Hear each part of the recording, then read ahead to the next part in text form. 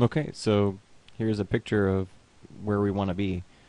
I have one way that I know to do a ambient occlusion shader where it's just pure ambient occlusion, nothing else in there.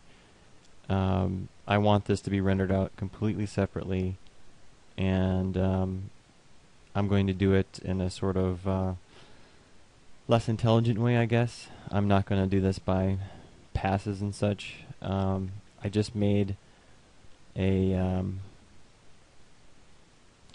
group, and I packed everything into this group. So I selected all of the individual things that I had created, and I grouped them, named that group occlusion. And to safeguard myself, I'm going to have two different versions of the scene. I'm going to save one as my regular render where I want to do some lights and some shadows and maybe some final gathering. And then in here, this is just strictly the occlusion rendering. And then I may even do another one completely separate that's going to be strictly wireframe rendering. So to do this, to create this, I applied a shader to the group. When everything underneath is going to receive that shader. So I simply right-clicked on anything in the scene that's selected and chose Assign New Material. And then I chose the Surface Shader. So Surface Shader is just a pure color. So in this case, it's going to be pure black, which is why everything is black in the scene if I deselect everything. So that's a bummer. So with this procedure that I have, I can't see anything until I get a little smarter on how to do this. So then the out color, I'm going to tap that, and what I want to do is plug a texture into the out color. The texture I want is a mental ray texture, and the texture is the MIB ambient occlusion. And don't bother using the fast occlusion, I think it's garbage. Just stick with the MIB ambient occlusion. And to get a cleaner look, I'm going to increase the sampling to 128 for now. I might go higher. The bright color can be white. The dark color, I usually use a negative number in the dark color just to make those darks just a little bit darker. So I usually do about negative 0.25, something like that. And then the spread, that's just how far distributed it's going to be. And then the max distance, that's how far you're allowing the ambient occlusion to search for other polygons. So occlusion literally means to block. And so what happens is, this shader does is when two polygons get closer and closer to each other, they occlude. And as they rotate and face each other, they occlude. They block the rays. And when they block the rays, it paints in the black. So the closer they are, the darker they get. When they're rotated and they face each other, the darker they get. So that's why this dome that's over top of it is so important, and it also controls why it's so bright in this scene. So I can actually darken, if we take a look at that picture again, where did it go?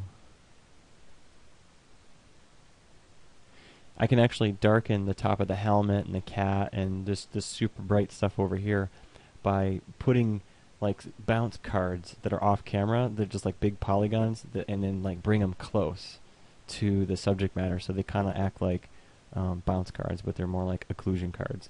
And I could also bring one that's kind of in the front, like so that it bounces off of this umbrella. And then the spread. So in this last statistic, the last one I ran, I did a max spread of 20. I could try 25 this time and see if I can get like that to push out a little bit further. One of the bonuses of this is that the more you model, the more atoms you start to pack into the scene. It's kind of like the texture of the image. So I've got all of these beautiful lines in the scene. I've got the flowers on the umbrella. I've got the lines on the saddle, the grapes, the ribbed cup, all of the parts and pieces to the houses and to the stairwell, all the parts and pieces to the teapot. And I knew that this was going to look very nice and have this kind of inked quality and charcoal quality when I got to the end. I knew that was going to happen. That's also why I very intentionally left even a couple of lovely flat hard edges on the turntable, knowing that the occlusion would catch that stuff. There's a bunch of other things about this image that really need to be attended to. For example, these aliased lines. So we need to go into the anti-aliasing settings and make some corrections there. This cup, we're seeing the facets in the cup. Ambient occlusion tends to show off a lot of those little problems, which is another reason why I like to use this shader when I'm critiquing my students' work, because it shows me in a lot of ways a lot of the problems I have, and on the flip side, it actually can hide some stuff. Like these grapes, for example. The occlusion shader is beautiful for the grapes because the grapes are not, completely unified. They're not one solid object. It's all these parts and pieces. But the occlusion shader, because of the way it works, drawing black where two polygons get close to each other, it tends to fill in the gaps, and it just sort of fills in what's missing, and then your imagination fills in the rest. So I want to get to another test render, and I also want to adjust the anti-aliasing settings. My last test render took 44 seconds, and I'm on, I can show you the stats of my computer so you get a comparison. So here's a snapshot of the system that I built this summer. So it kind of gives you a benchmark point of what it is that I'm able to do with my computer. So I think the biggest deal here on this system are the solid state drives and the processor and just a shit ton of memory. So it really does make a difference. So here we are about 1 day later for me, about a fraction of a second for you. The occlusion shader rendering is done, it's complete, and this is my little movie that I've produced. And I'm going to go through and talk about the settings and a couple of things that I changed in the scene so that you get a better understanding of how I achieved this. You can see that I've added several decorative pieces around the scene. So I've got large house in the back, a little bit there, a little bit of house here. You can take a look at it for yourself and see how things changed. Take a look at the anti-aliasing quality. So some of my lines are still breaking up on the pixels, especially these straight lines that are at these slight angles. They show up the worst, or they show up the most, I should say, and look the worst. This cup back here, this ribbed cup here, and the ribbed cup in the back over here, I changed their subdivision level amount to a step of 3 instead of 2. I'll show you where to find that. We talked about that a long time ago, but I'll show you again. And I also want to go through the render settings on this. Okay, so here we are at the end of the scene. This is what it looked like for me when I was done rendering. So this is the batch render options that we're looking at right here. And this is the final button that I hit just before I want to kick out to my images. And what's really important about the batch render options in this scene and for my system, and so that I can continue working, I disabled the auto render threads button so that it doesn't automatically use all of my CPU cores. So I reduced it down 1, so it only used about 87% of my CPU, and I was able to save 1 core to do other work that I needed to get done while waiting for this to render. So it's one of the advantages of having a multi-core system, quad-core system in this case. And that batch render button is found under your rendering menu set, and it's right here under render and batch render. And notice that I have my script editor open when I'm running, and I actually have a long history here of the percentages of each image. So I'm watching this to see which frame I'm on, and I'm also watching my project directory to see which frame has been completed and how long it's taking. And I've set the batch render options to give me detailed messages so that I get error messages and time and such to give me some feedback on how it's going. The proper way to cancel a batch render, and if you need to, is only right here under this menu, so cancel batch render, and that's the only way to stop it other than quitting Maya. Okay, so the settings for the ribbed cup, let's talk about that first since that's the easiest to do. I'll select one of them and go to the attribute editor, and under the smooth mesh category I had changed the use preview level for rendering. I disabled that, and I increased the render division level to 3, and I did that for both cups, the one in the back and the one in the front here.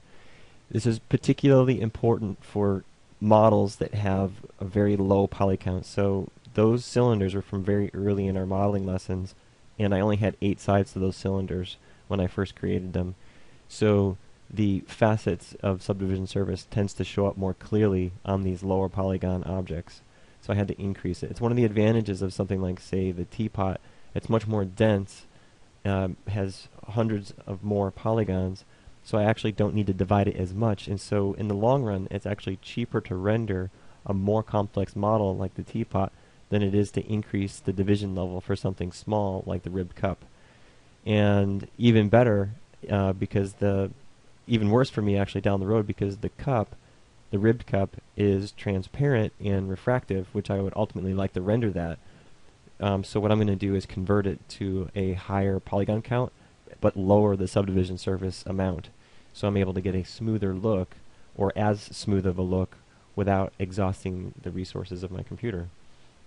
So it's odd. You would think that the lower poly count would actually serve you better, but not when you're using subdivision surfaces. Sometimes it can work against you. One other thing that I changed about the scene is right here in the perspective view, take a look at these two panels that I placed in here. These are basically like occlusion bounce cards, if you will. I brought them in closer to help darken up and get some stronger midtones in the occlusion map.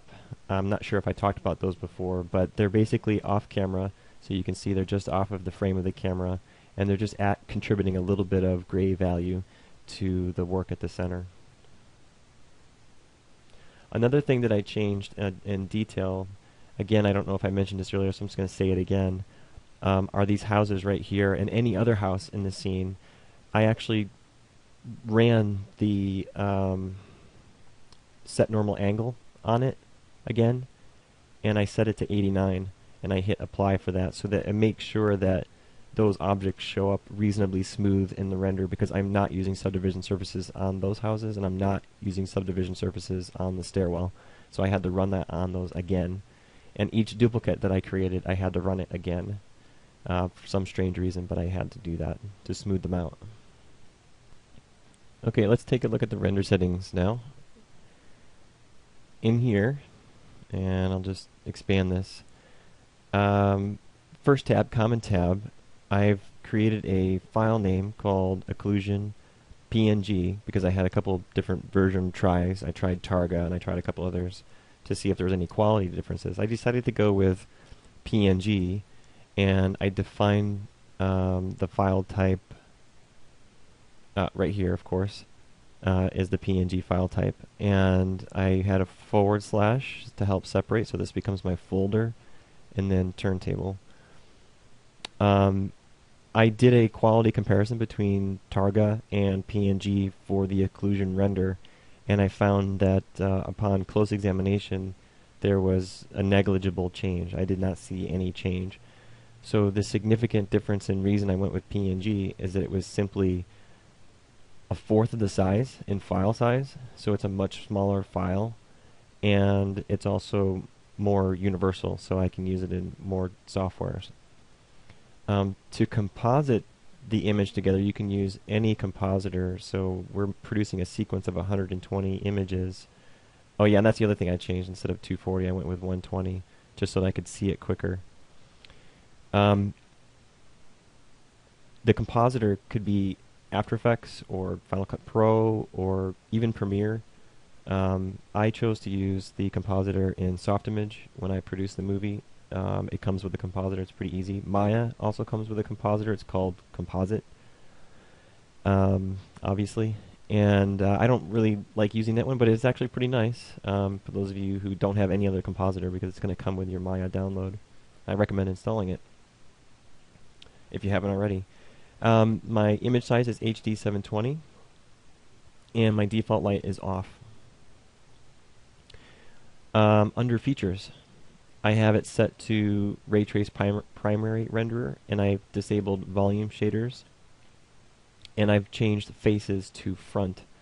I've been very, very, very careful and very good about modeling my objects as closed meshes, so we should not see the back face, the back side of any face, so we only need to calculate and render the front side. So one less thing for Mental Ray to think about.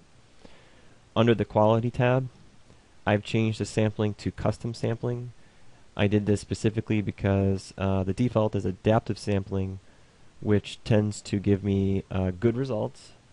I do like it, but it takes a little too long because the minimum is going to at least do 1 sample per pixel. The maximum is going to do 16 samples per pixel when it's set to 2. So instead, I went with my own custom sampling of 0, 1.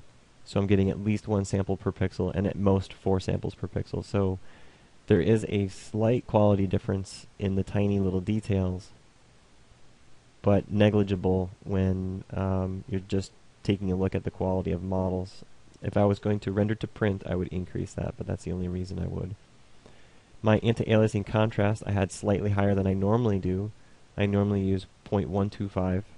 I chose to use 0.135 to get a little bit faster speed. My filter, I normally use Mitchell, which I think looks great, but it was actually adding anywhere from 6 to 10 seconds per render, and I was trying to keep my renders down around 40 seconds. I think ultimately I'm somewhere around 50 seconds after everything's said and done. So I did go with the Gauss filter for the speed. I disabled ray tracing here, but I kept primary. If you disable ray tracing here, that will automatically disable secondary effects. So I'm not using any of these secondary effects, so I've kept the primary render as ray tracing since this occlusion shader, the mental ray occlusion shader, requires it. And then under the indirect lighting tab, I've made no changes.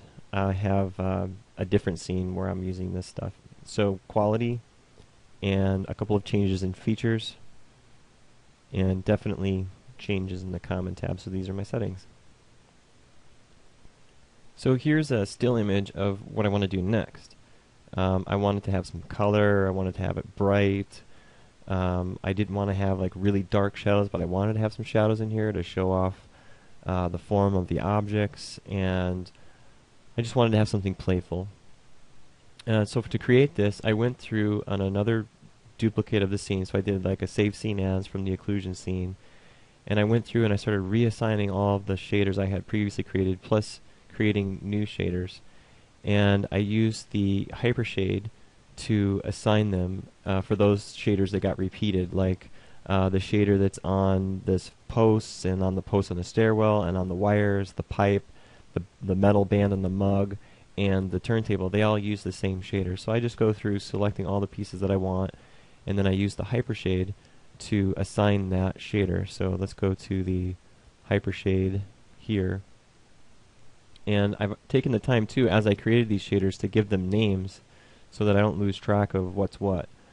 And so here's the stairwell shader, and I can right click on it to graph the network. There is no network here, it's just one node. Or I can right click on it and choose assign material to selection, or I can choose select objects with this material. So it's a very quick way to assign it, find it, and graph it, and find out more information about it. To change this material, all you have to do in the hypershade is simply select it, and it will populate into the attribute editor, and then you can make your changes here in the attribute editor. So one of the key things that I have to stress is that even though the Phong shader is the most common and it's also incredibly useful and versatile, the default Phong shader, that this one right here in Maya, has reflectivity set to 0.5, and I have no idea why, because all it does is kill a scene and make it overly reflective, and it takes forever to render. So I ended up starting a render last night, forgetting to turn off the reflectivity for about 6 or 7 shaders, and so I had reflections all over the place, and it was taking well over 9 hours to render, even on this computer, and I found it to be very annoying that I had forgotten about that. So be sure to go through each of your shaders and be very selective on what exactly is going to be reflective, and more importantly, how much reflectivity it's going to have. And if you have trouble controlling your reflectivity, which you probably will if this is your first time, just don't do it at all. You're much better off just controlling the specular highlight. So notice how the white highlight on each of these shader nodes is just slightly different than the next one. That's because I actually did some tuning to those shaders. So if I want to tone this shader right here, which is my blend, my metal shader, I can change that by dialing the eccentricity of this slider, and that changes the diameter of that highlight, which gives you a different feel for the material. Or this mug fong material right here, so if I graph that one, this is a pretty straightforward material. I wanted it to be kind of glassy, so I made the cosine power very high, 100. I could even make it higher than that if I want to. I could make it 200 if I want to make it very sharp. And then the specular color, that's very important. I made it very, very, very bright. And then for some of the other materials, like take the flower petal, for example. I'll graph that one. For this one, I used a very low cosine power, and notice how very soft that highlighted is. It almost looks like rubber or a soft wax. And the specular color, I made it very, very low, so it's very, very faint, just a hint of specular highlight. So you can communicate a lot about a material to your viewer through the specular highlight. And that's why the Phong node is just so powerful. I used Lambert on a couple of pieces, like the back wall and the floor, because it has no specular highlight, so I'm just getting a flat color, which I like. It has shade to it, but it is just shade, no highlights. And I used the blend for metal, and those are the only three that I use for this to keep it nice and simple, straightforward, and kind of cute. And then I spent a little bit of time here and there dialing colors and reusing shaders in the scene in order to keep it balanced, in order to keep a balanced image. So I want to explain the render settings and the light settings for this scene next. To keep it simple, and I kept it really simple, I used the physical sun sky shader and I hit this create button. And there were only two things that I changed. One was the rotation of the sun direction object that was created. And changing the rotation of this object is the same as if the sun were in the sky rotating around us. Well, I guess us around it, but you know what I mean. And so the color actually changes at different rotations, and the quality of the light changes at different rotations. It's quite a nice setup. You really have to try it for yourself and do several test renders to get a feel for how it's working. So I rotated to about a 2 o'clock time, 3 o'clock time in the afternoon, and a strong shadow. So speaking of shadow, that's the second thing that I changed that I really wanted to improve upon.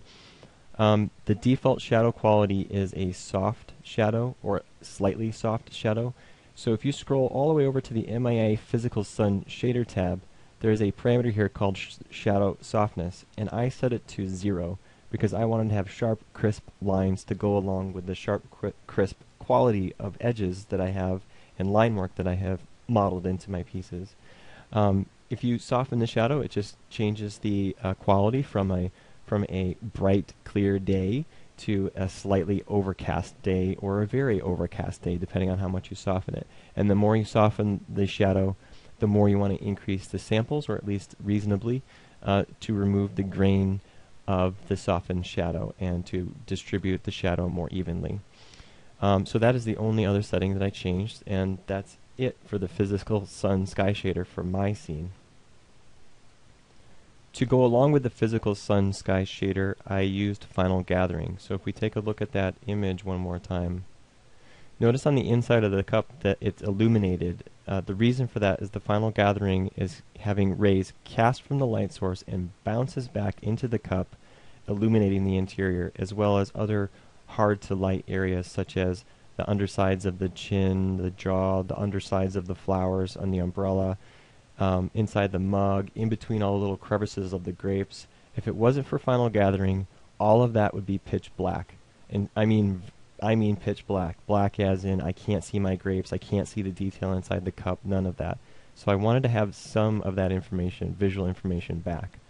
So I chose to use final gathering for this render. Now, since my scene is animated, the turntable is animated, using final gathering is a little tricky because it has flickering during the animation process. So there's several things that you need to do to get final gathering done correctly for animation. So rendering a single still image for final gathering is beautiful and easy, and you should try it out for yourself and crank up the quality if you like. It could take a while, but it's gorgeous in my opinion.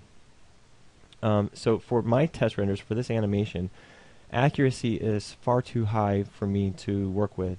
This is the default 100, and I reduced it to 32. point density, default is 1.0, which is reasonably fast render, and you should stick with 1.0. I liked 2.0 for the slightly more accurate bouncing, and it looked very nice. Point interpolation, this is default, and the primary diffuse color and secondary diffuse color is set to white, and slight changes in that can have some dramatic effects to the whole global scene. Secondary diffuse bounces would be how many more times does it bounce inside that cup. So it could brighten up the inside of that cup quite a bit if I bounced one more time, two more times, or any more than that. I would say no more than 2 if you really wanted to play around with this, because it could significantly add to the render time. Now let's talk about this final gathering map down here. This is essential for rendering an animation properly without having this granular flicker casting across the scene. So here's how it works. You're going to set rebuild to off, which means that it's appending the file being created. The file is going to be called test for me, and it's going to send all of the final gathering data for every single frame of my animation to a single file. And that file you can find under Window, Rendering Editors, Mental Ray, Map Visualizer.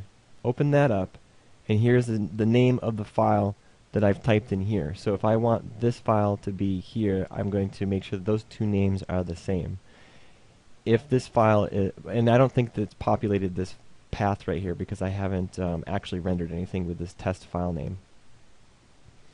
I can find the path, so I'm going to open up the folder icon and browse to the render data folder in your project directory, Mental Ray, Final G Map, and right here is where my FG maps live.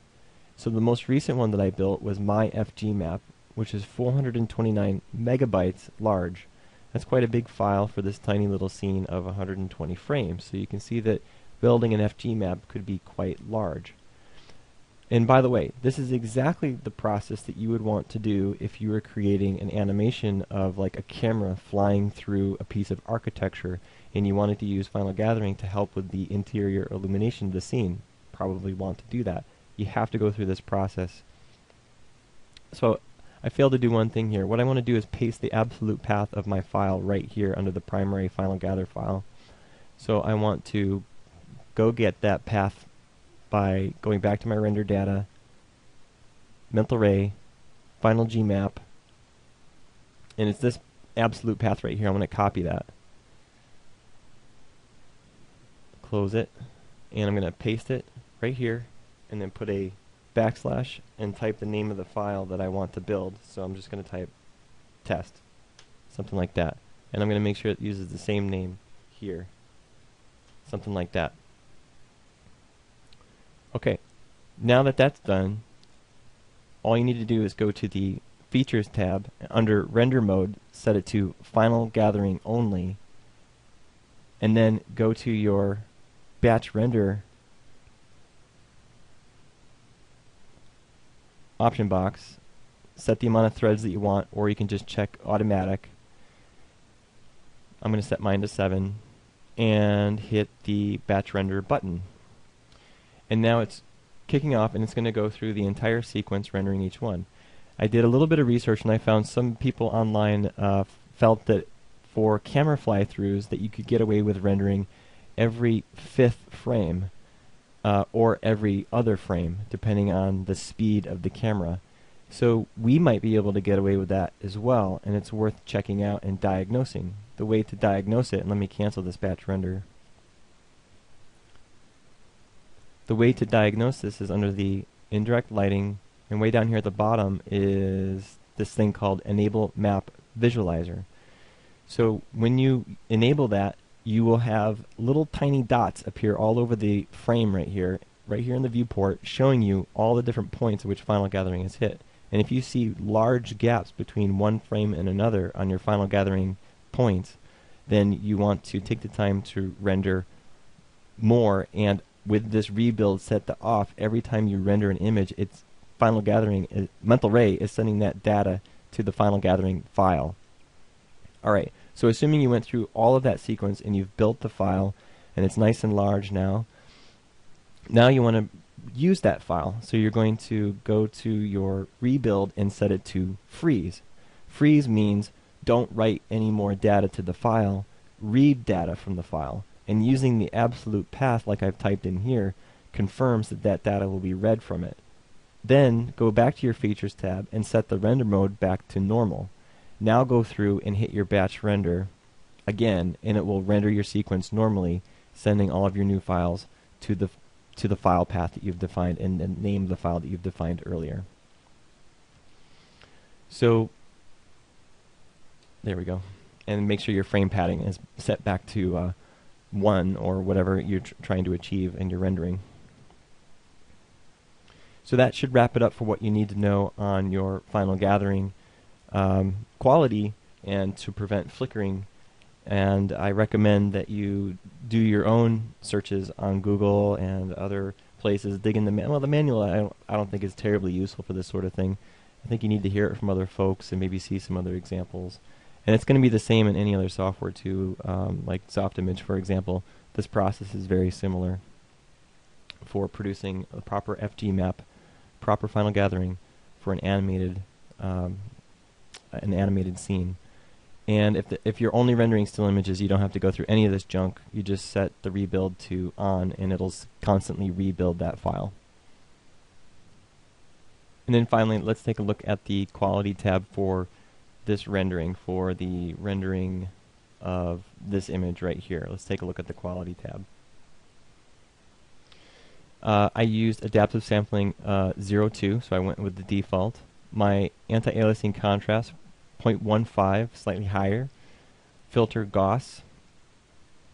And ray tracing set to 224 and 422 for the secondary effects.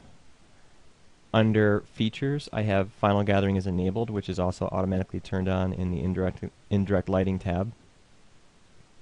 I'm using front face rendering. Volume shaders are off. As you can see, rendering for a scene where you have shaders and colors and lights and shadows, and you've just got a whole new world of stuff that needs to be dealt with. And for the intent and purpose of showing off modeling skills, the occlusion shader is brilliant. And I wanted to do this for those of you who are terribly curious and getting started with it and you have no idea what to do. These are some very basic things that you can do. There's so much more to discuss, but that's for an entirely different semester of content, entirely different book, entirely different training series. So what we're left with for showing off our models is wireframe rendering, and that's where we're going to have to go next. For wireframe rendering, the easiest way to do this and the simplest way to get a capture, so you got a client and they want to see what you're doing, or you have maybe an employer and you want to show off the work that you're doing for the employer, and you just want some quick capture. So what you do is you change your viewport to some flat shade, something like a Lambert. Maybe even change the quality of the Lambert. Let's lighten it up a little bit. So I've got a material here for rendering, and what I'm going to do is make a new Lambert, and I'm going to select the entire group, the occlusion group that I created earlier, and I'm an entirely new scene too. I did a save as, and I made a new scene for wireframe rendering, and I'm going to apply this new Lambert to the selection, and I'm going to rename this material my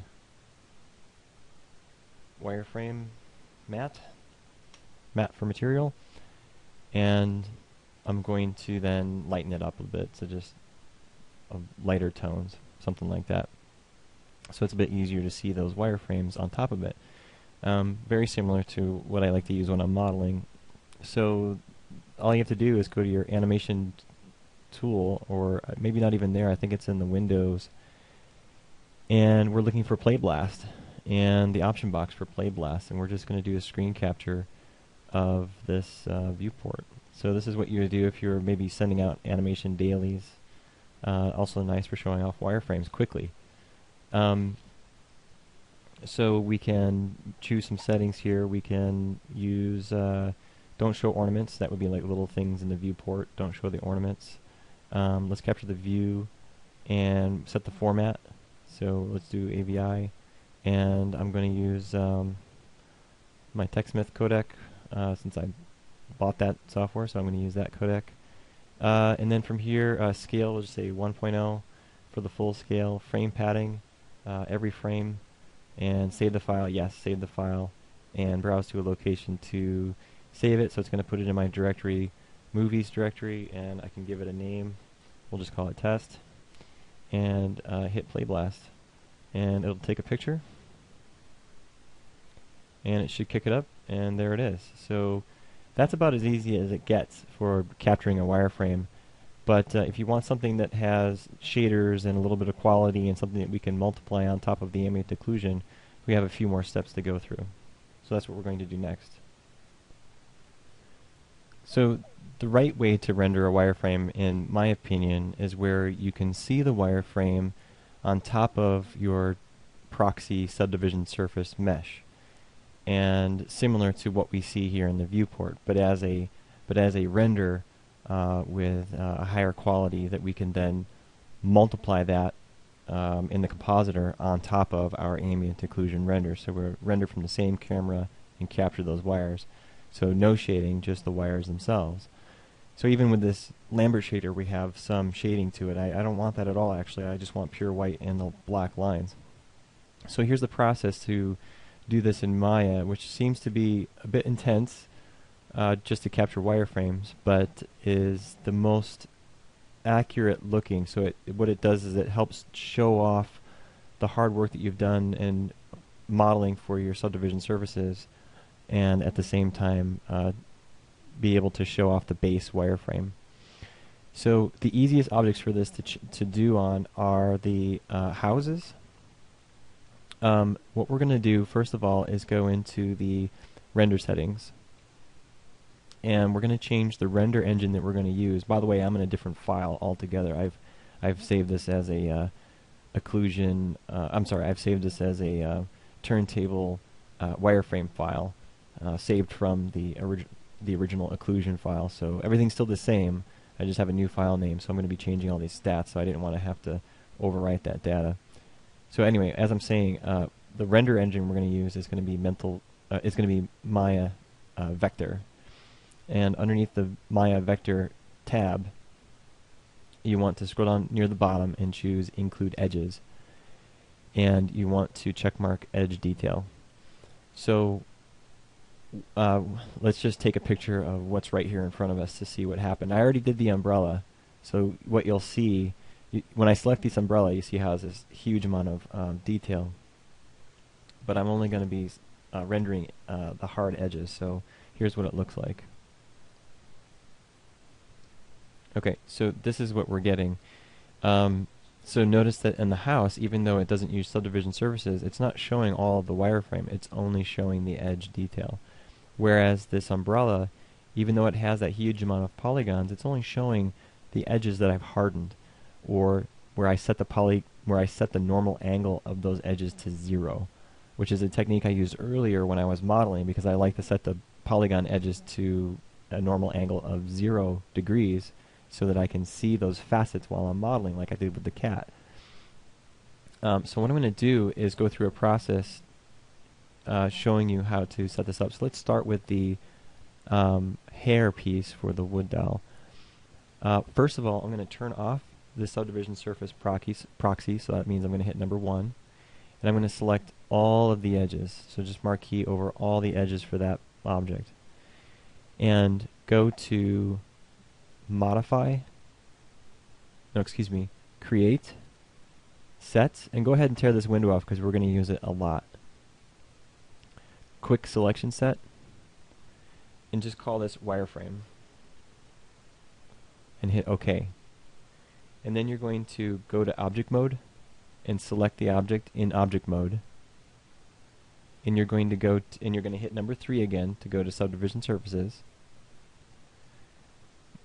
Modify, Convert, Smooth Mesh Preview to Polygons.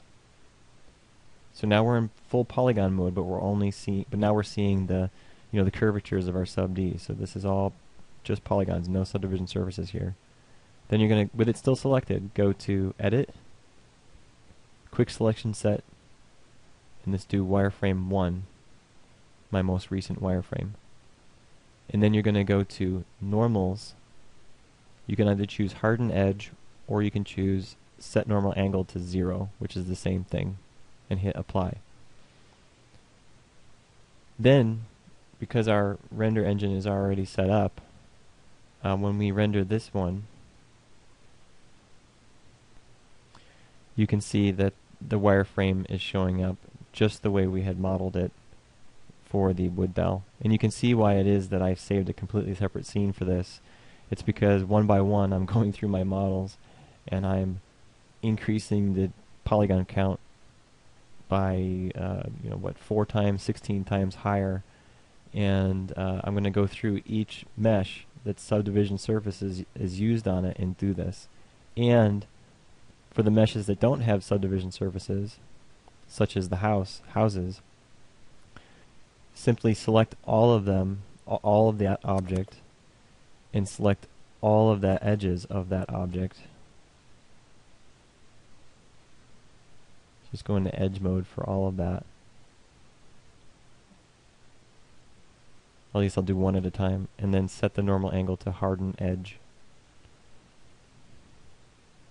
And go through each one doing that. So you can see, and let's just do a test render. Okay, and as you can see, the house edges are showing up very, very clearly. And this is what I'm after. So I'm going to go through each piece doing this one at a time. It's going to be a little while, but it'll be high quality stuff by the time I'm done. Since this scene is temporary and is only being used for wireframe rendering, I'm going to speed this process up for me here. I've got a lot of parts and pieces, so I'm going to take entire chunks and just combine them down into one object, and then make sure they're properly set in their hierarchy, because when I combine these pieces, they're going to automatically be what's the word? They're gonna be sent out of the hierarchy at the bottom of the list. So I have to make sure I put it back onto the turntable, the top of the table. So I'm going to hold Shift Control here and add these to my selection, and make sure I have all the parts of the wood dowel and nothing else. So I'm going to go to Mesh and combine them, and I hope I don't have any instances in there, otherwise they're going to get wrecked. No, good, I don't. And so that's all one piece now, but it has been sent, as I said, to see, there it is right there, sent to the bottom of the list. So let me open this up and middle click, drag and drop that back to the top of the turntable. So it's back on the turntable. So now I can select just the dowel, go to Edge, and run it on all of that stuff. So except for the helmet and the umbrella, actually I forgot that I already did that. So I'll just take the time to extract those. So I just wanted to give you that tip. So I'm going to do the same thing for the cat and the stairwell and all the other pieces. I'm just going to combine them so that I don't have to sit here and do 1,000 different pieces. Okay, so I finished going through the scene, making the wireframe changes. And now I'm going through my common settings on the render settings, and I'm setting the file name to be wireframe_png/turntable. And let's just put a W_WF for wireframe, turntable wireframe, and PNG again. Every frame for 120 frames, same shot camera, same resolution. And under the Maya vector, again, the only thing I changed was to include edges and edge detail. Let's do a test render. I haven't done one yet. Let's see what it looks like. See if I missed anything. And here's the test render. Everything came out very good. I did get about halfway through the rendered sequence when I discovered that some of the objects on the turntable, like the pieces on the handle of the teapot, started to rip apart. It's because they were still referencing the original mesh, so I had to go back to frame 1, select everything, and delete the history, because the combination had still been sitting there, so I needed to freeze that So just keep that in mind when you go through combining objects, that you also delete the history. And again, this is a completely separate scene, so I haven't hurt anything from my original scene. It did take some time to render. The render times range anywhere from 3 to 4 minutes. But it's great looking. I love the way it looks, and it composited really well, so I want to show you the composite next. So I told you earlier that I was using Softimage to composite it together. So here's a glimpse at Softimage, and I'm going to import my content using this file input here. So basically, if you're curious of doing it this way, not that I intend to do major teaching on this right now, but I am underneath the layout, compositing layout here in Softimage. And at the first tab, the image tab, there's file input output. So you want to bring one of those into the scene. Just middle click into this tree to add it, and then select an output and middle click that. You actually want 2 inputs. So bring in 2 inputs.